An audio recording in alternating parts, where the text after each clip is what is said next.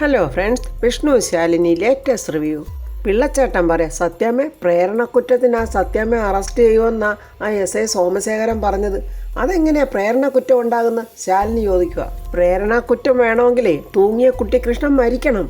ഇവിടെ ഇപ്പോൾ ആള് മരിച്ചിട്ടൊന്നുമില്ലല്ലോ, അപ്പോൾ പിന്നെ യാതൊരു പ്രശ്നവും ഇല്ല എന്നിങ്ങനെ ശാലിനി പറയുക. പക്ഷേ ശാലിനി കുഞ്ഞ്, സോമശേഖരൻ എന്തെങ്കിലും ഇതിലൊരു കളി കളിക്കും. അയാൾ കളി കളിക്കട്ടെ. കുട്ടിക്കൃഷ്ണന്റെ ജീവന് യാതൊരു കുഴപ്പവും സംഭവിക്കാത്തടത്തോളം കാലം നമുക്കൊരു കുഴപ്പവും വരില്ല.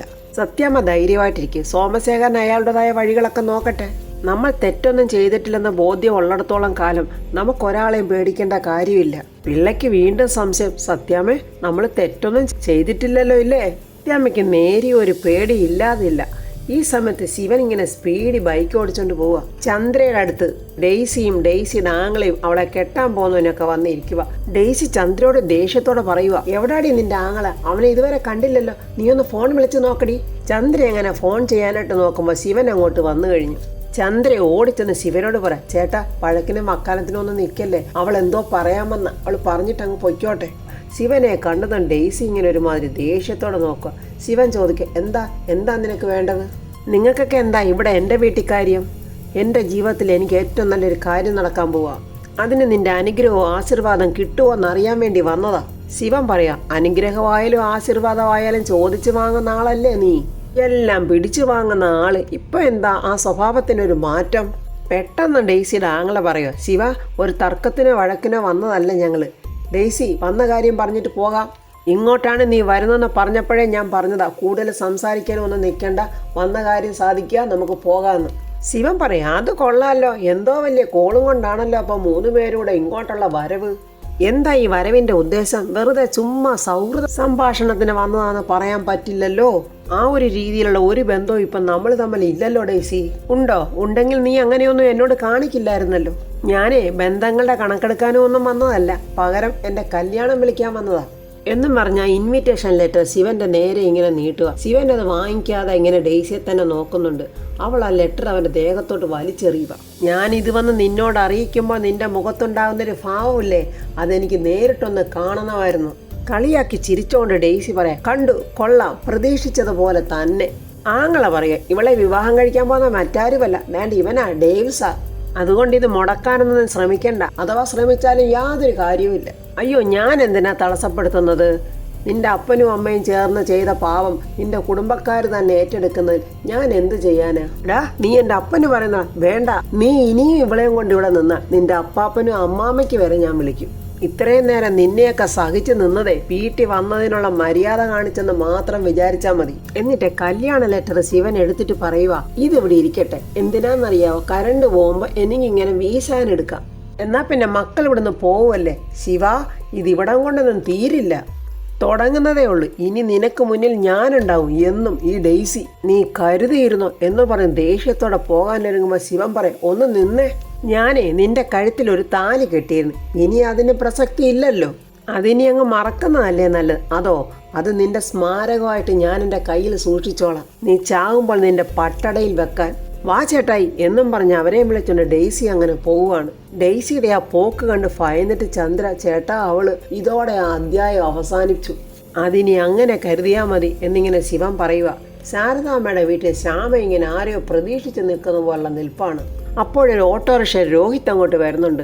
രോഹിത്തിനെ ഒരു വല്ലാത്ത നോട്ടം നോക്കുന്ന കണ്ട് രോഹിത് പറയും, നീ എന്താ ശ്യാമേ ഒരുമാതിരി കുറ്റവാളികളെ നോക്കുന്ന പോലെ എന്നെ നോക്കുന്നു? അപ്പോൾ ഞാൻ ചോദ്യം ചെയ്യുന്നതിന് മുമ്പേ കുറ്റവാളിയാണെന്ന് സ്വയം സമ്മതിച്ചു അല്ലേ? അയ്യോ, ഇന്നിപ്പോൾ എന്ത് തലവേദന കേസുമായിട്ടാ നീ എൻ്റെ മുന്നിൽ വന്ന് നിൽക്കുന്ന ശ്യാമേ? രോഹിത് ഇന്ന് എവിടെ പോയതായിരുന്നു? അതെന്താ ശ്യാമേ അങ്ങനെ ചോദിച്ചത്? നീ വിളിക്കുമ്പോൾ ഞാൻ സൂപ്പർ മാർക്കറ്റിൽ നിൽക്കുമായിരുന്നു. എന്തിനാ രോഹിത് ഇങ്ങനെ നട്ടാക്കുരുക്കാത്ത നുണ പറയുന്നത്? തലയെങ്ങാനും പൊട്ടിത്തെറിച്ച് പോകുമെന്ന് പറഞ്ഞെങ്കിലേ ഈ തല ഇപ്പം ഇവിടെ കാണില്ലായിരുന്നു. അത്രയ്ക്ക് വലിയ നുണയാ രോഹിത് ഇപ്പൊ എന്റെ മുന്നിൽ നിന്ന് ഇങ്ങനെ എഴുന്നള്ളിക്കുന്നത്. എടി ശ്യാമേ, നിനക്ക് എന്താ അറിയേണ്ടത്? ശ്യാമ തുള്ളി കുറയോ, എനിക്ക് ഇന്ന് നിങ്ങൾ എവിടാ പോയതെന്ന് അറിയണം. ചേട്ടാ, ഇതെന്തൊരു കഷ്ടമായി പോയി. ഞാനൊരു പുരുഷന്, എനിക്ക് എവിടെങ്കിലും പോകണമെന്നുള്ളതിന്റെ സ്വാതന്ത്ര്യം എനിക്കുണ്ട്. അതൊക്കെ അങ്ങ് കല്യാണത്തിന് മുമ്പ്. കല്യാണം കഴിഞ്ഞ് കഴിയുമ്പോഴേ ഭാര്യ അറിയണം നിങ്ങൾ എവിടാ പോയത്, ആരെ കാണാനാ പോയത്, എന്തിനാ പോയതെന്നൊക്കെ. അത് ഏതൊരു ഭാര്യയുടെ അവകാശം? പറ രോഹിത്തെ, നിന്ന് നിങ്ങൾ എവിടേക്കാ പോയത്? എടി അതല്ല ഞാൻ പറഞ്ഞു, ഞാൻ സൂപ്പർ മാർക്കറ്റിലാ പോയതെന്ന്. നിനക്ക് സംശയം ഉണ്ടെങ്കിൽ അവിടെ പോയി അന്വേഷിക്ക്. രോഹിത്തിനെ പിടിച്ചൊരു തള്ളിയിട്ട് ശ്യാമ പറയാ, അന്വേഷിക്കാൻ ഒന്നുമില്ല, ഞാൻ ഇന്ന് ആ സൂപ്പർ മാർക്കറ്റിൽ വന്ന് നിന്നോണ്ടാ നിങ്ങളെ വിളിച്ചത്. മനസ്സിലായോ മനുഷ്യ? ഇനി ഞാൻ ആ സൂപ്പർ മാർക്കറ്റിൽ വന്നോ ഇല്ലെന്ന് നിങ്ങൾ അങ്ങോട്ട് വിളിച്ച് അന്വേഷിക്ക്. അപ്പോഴറിയാം യഥാർത്ഥ സത്യം എന്താണെന്ന്. രോഹിത്തെ സത്യം പറഞ്ഞോ? പറയാതെ ഇനി നിങ്ങളെ ഞാൻ എങ്ങോട്ടും വിടത്തില്ല. ഇനി പുതിയ നുണകളൊന്നും നിങ്ങൾ ആലോചിച്ച് വിഷമിക്കണ്ട. എനിക്കെല്ലാം മനസ്സിലായി. നിങ്ങളിന്ന് ഹോസ്പിറ്റലിലായിരുന്നു. നിങ്ങൾക്കിപ്പോൾ എന്നേക്കാളും വലുത് മറ്റു പലരുമാണല്ലോ. ഇടി ശ്യാമേ, ഞാൻ ഹോസ്പിറ്റലിൽ പോയെന്നുള്ള കാര്യം സത്യവാ. ഭ്രാന്ത് പിടിച്ചവളെ പോലെ ശ്യാമ അല്ലറിക്കൊണ്ട് ചോദിക്കുക, സത്യം പറ രോഹിത്തെ, ആ കൊച്ച് നിങ്ങളുടെ കൊച്ചാണോ? നിങ്ങളുടെ ഒളിച്ചും പാത്തുമുള്ള പോക്ക് കണ്ടിട്ട് ഞാൻ ചോദിച്ചതാ. ശ്യാമേ, നിന്റെ ഈ ലൈസൻസ് ഇല്ലാത്ത നാവ് കൊണ്ട് നീ ഇനി എന്തെങ്കിലും പറഞ്ഞാലുണ്ടല്ലോ. എന്താ നിങ്ങൾക്ക് പൊള്ളുന്നോ? പൊള്ളും. എന്താണെന്നറിയോ? നിങ്ങളുടെ ഉള്ളു മുഴുക്കെ എന്നോട് കാണിച്ച ചതിയാ. എടി ശ്യാമേ എന്നിങ്ങനെ ശബ്ദത്തിൽ രോഹിത്ത് വിളിക്കുമ്പോൾ ശ്യാമ പറ, അലറണ്ട, ഇതേ എൻ്റെ വീടാ. അപ്പോൾ ഞാൻ നിന്റെ ആരുമല്ലെന്നാണോ ശ്യാമയെ പറഞ്ഞു വരുന്നത്? ആയിരുന്നു. ഇപ്പോഴല്ല, ഞാൻ പ്രസവിക്കത്തില്ലല്ലോ, മച്ചിയല്ലേ മച്ചി. എന്നേക്കാൾ സ്ഥാനം ഇപ്പോൾ നിങ്ങൾ കൊടുക്കുന്നത് എൻ്റെ വലിയേച്ചിക്കാ. സത്യം പറ രോഹിത്തെ, ആ കുഞ്ഞ് നിങ്ങളുടെ തന്നെ അല്ലേ? എടി നിന്നെ ഞാൻ എന്നും പറഞ്ഞ് രോഹിത്ത് അടിക്കാനായിട്ട് കൈ ഓങ്ങുന്നുണ്ട്. ശ്യാമയെ കൈ പിടിച്ച് വലിച്ചോറോ ഒറ്റയേറ്. എന്നെത്താൻ തൊട്ടുപോറ്. തൻ്റെ കയ്യാങ്കളിയൊക്കെ എടുക്കേണ്ട തൻ്റെ വീട്ടിലാ. തൻ്റെ ശബ്ദം ഉയരേണ്ടതും ആ വീട്ടിലാ, അല്ലാതെ ഇവിടെ അല്ല. അവിടെ തൻ്റെ വീട്ടിലാണെങ്കിൽ താനിപ്പോൾ അവിടെ ഒന്നുമല്ല. അവിടെ കാര്യങ്ങളൊക്കെ നോക്കുന്ന വേറെ ആണുങ്ങളാ, നട്ടലുള്ള ആണുങ്ങൾ. ഇല്ലെങ്കിൽ താൻ പറഞ്ഞ ശിവൻ ആരാ വീട്ടിലെ? തന്നേക്കാൾ സ്വാതന്ത്ര്യവും അവകാശവും ശിവൻ എങ്ങനെ ഉണ്ടായി? അതിൻ്റെ അർത്ഥം തനിക്ക് അവിടെയും വിലയില്ല ഇവിടെയും വിലയില്ലെന്നല്ലേ? ശ്യാമയുടെ ഈ അഹങ്കാര വാക്കുകളെല്ലാം ഗോപാലകൃഷ്ണൻ കേട്ടോണ്ട് അവിടെ മാറി നിൽക്കുവാൻ, എടി ശ്യാമേ എന്നിങ്ങനെ അലറി വിളിച്ചോണ്ട് വരുക. മതി, നിർത്തിക്കോ. രണ്ടും കൂടെ തമ്മിൽ തല്ലി ചാകാതിരിക്കുക. നിർത്തി. ഇതോടുകൂടി ഞാൻ എല്ലാം നിർത്തുക. ആ നശിച്ച കൊച്ചാ ഇതിനെല്ലാത്തിനും കാരണം. അത് ജനിച്ച അന്ന് തുടങ്ങിയതാ ഇവിടുത്തെ പ്രശ്നങ്ങളൊക്കെ. അതിനെ ഞാനിന്ന് എന്നും പറഞ്ഞ് ഭ്രാന്ത് പിടിച്ചവൾ ഓടുവാണ് കുഞ്ഞിനെ കൊല്ലാനായിട്ട്. ഗോപാലകൃഷ്ണനും രോഹിത്തും പുറകെ ശ്യാമേ എന്ന് വിളിച്ചുകൊണ്ട് ഓടുക. ദേഷ്യത്തോടെ കൊച്ചിനെ എടുക്കാൻ ശ്രമിക്കുകയും രോഹിത്ത് അവളെ പിടിച്ചൊരു ഒറ്റ തെള്ളിയിട്ട് പെട്ടെന്ന് ആ കൊച്ചിനെ അങ്ങെടുത്ത്. അച്ഛ, ഇവൾക്ക് പ്രാന്താ, മുഴുപ്രാന്ത്. അച്ഛൻ ഈ കൊച്ചിനെ വാങ്ങിച്ചോണ്ട് വേഗം ഇവിടെ മുന്നിൽ നിന്ന് പോ, അല്ലെങ്കിൽ ഇവൾ ഈ കുഞ്ഞിനെ കൊല്ലും. പെട്ടെന്ന് ഗോപാലകൃഷ്ണൻ കുഞ്ഞിനെ വാങ്ങിച്ചോണ്ട് വിഷമത്തോടെ പുറത്തോട്ട് ഇറങ്ങുക. ശ്യാമ അലറുക, ഞാൻ ജയിലിൽ പോയാലും സാരമില്ല, ആ കൊച്ചിനെ ഞാനിവിടെ വാഴിക്കില്ല.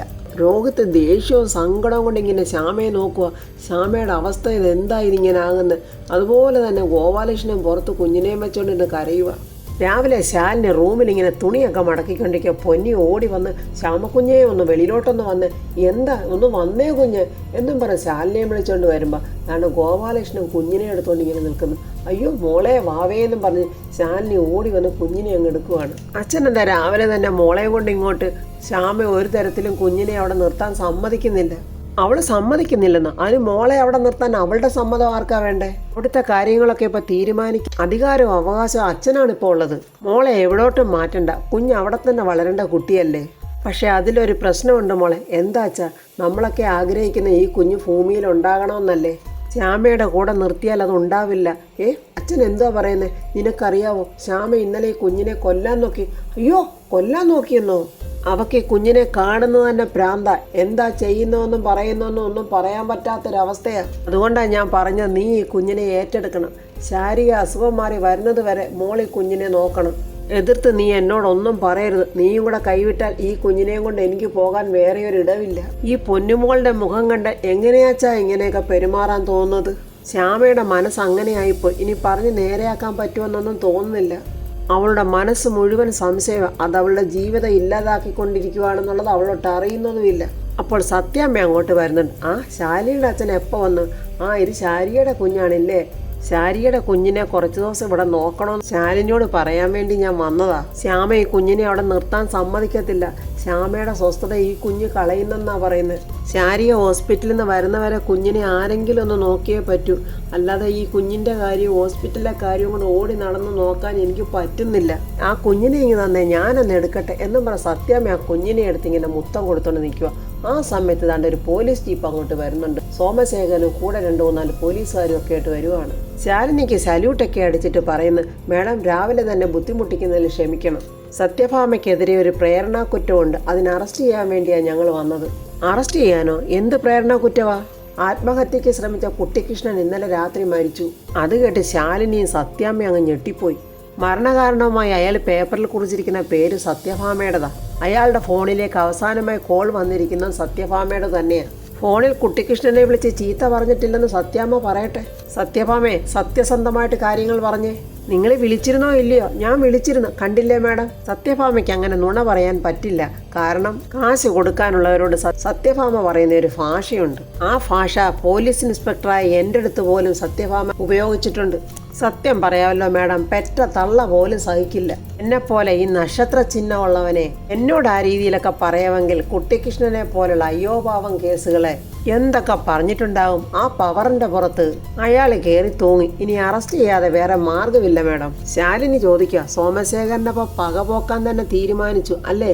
സത്യസന്ധതയോടെ ജോലി നോക്കുന്നതിന് അങ്ങനെ ഒരു വാക്ക് ഉപയോഗിക്കണോ മാഡം? മരണം മൊഴി പോലെ അവൻ എഴുതി വച്ചിരിക്കുന്ന പേരിൽ ആദ്യത്തെ പേര് സത്യഭാമയുടേതാ. സാഹചര്യ തെളിവുകളും സത്യഭാമയ്ക്കെതിരാ. അങ്ങനെ ആരെങ്കിലുമൊക്കെ എന്തെങ്കിലുമൊക്കെ എഴുതി വെച്ചെന്നും പറഞ്ഞ് വെറുതെ ഒരാളെ വന്ന് അങ്ങ് അറസ്റ്റ് ചെയ്യാൻ പറ്റുമോ? അത് തെളിയിക്കേണ്ടത് മാഡം അങ്ങ് കോടതിയിലാണ്. ഞങ്ങൾക്ക് ഞങ്ങളുടെ ഡ്യൂട്ടി ചെയ്യണം. മുകളിൽ ഞങ്ങൾക്ക് ഒരുപാട് പ്രഷറുണ്ട്. സത്യാമ്മയോട് പറയാം, ആ കുഞ്ഞിനെ അങ്ങോട്ട് കൊടുത്തിട്ട് ഞങ്ങളോടൊപ്പം വരാൻ നോക്ക്. മോളെ ശാലിനി എന്ന് പറയുമ്പോൾ ശാലിനി പറയാം, സത്യാമ്മ ഒന്നുകൊണ്ടും പേടിക്കണ്ട. ഇതിനേക്കാളും വലിയ കടുത്ത പനി ഉറഞ്ഞു തുള്ളിയപ്പോഴും പോയി പണി നോക്കാൻ പറഞ്ഞവരാ നമ്മൾ. പിന്നെ അല്ലേ ഈ ജലദോഷപ്പനി. ഇവരവരുടെ ഡ്യൂട്ടി ചെയ്യട്ടെ. സത്യാമ്മയ്ക്ക് ഒരാപത്തും വരാതെ ഞാൻ നോക്കിക്കോളാം. സങ്കടത്തോടെ ശാലിനിയെ നോക്കുന്ന സത്യാമ്മയോട് ശാലിനി വീണ്ടും പറയുവാണ്, സത്യാമ്മ പേടിക്കണ്ട, സത്യാമ്മ ഞാൻ നോക്കിക്കോളാം. അങ്ങനെ സോമശേഖരനോടൊപ്പം വന്ന ലേഡി കോൺസ്റ്റബിൾ വന്ന് സത്യാമ്മയെ വിളിച്ചുകൊണ്ട് പോലീസ് ജീപ്പിൽ കയറ്റി പോവുകയാണ്. പിള്ളച്ചേട്ടൻ സങ്കടത്തോടെ, കുഞ്ഞെ സത്യാമ്മ എന്നിങ്ങനെ ശാലിനിയോട് പറയാം. ശാലിനി എന്തൊക്കെയോ തീരുമാനിച്ച് കടുത്ത തീരുമാനത്തോടെ തന്നെ ശാലിനി ഇങ്ങനെ നോക്കി നിൽക്കുവാണ്. അപ്പോൾ ഫ്രണ്ട്സ്, സത്യാമ്മയുടെ ഈ അറസ്റ്റ് നേരത്തെ തന്നെ ADM ജോണും ഈ സോമശേഖരനും പ്ലാൻ ചെയ്തിരുന്നതായിരുന്നു. ഇനി ഇവർ തന്നെയാണോ കുട്ടിക്കൃഷ്ണനെ കൊന്നത്? അവരുടെയൊക്കെ ഏക ലക്ഷ്യം ശാലിനി എങ്ങനെയെങ്കിലും കുടുക്കി ശാലിനിയുടെ കളക്ടർ പദവി തെറിപ്പിക്കണം. അതിനുവേണ്ടിയുള്ള ശ്രമങ്ങളാണിതെല്ലാം. പക്ഷേ ഇതിനെയൊന്നും വകവെക്കാതെ നമ്മുടെ ശാലിനി എങ്ങനെ പോരാടി സത്യഭാമയെ വെളിയിൽ കൊണ്ടുവരുന്നു എന്ന് നമുക്ക് കാണാം. ഇനി എന്താണ് ശാലിനി ചെയ്യാൻ പോകുന്നതെന്നൊക്കെ നമുക്ക് നാളത്തെ റിവ്യൂവിൽ കാണാം. എൻ്റെ ഈ റിവ്യൂ ഇഷ്ടപ്പെട്ടാൽ ലൈക്കും കമൻസും, സബ്സ്ക്രൈബ് ചെയ്യാത്തവർ സബ്സ്ക്രൈബ് ചെയ്യണേ.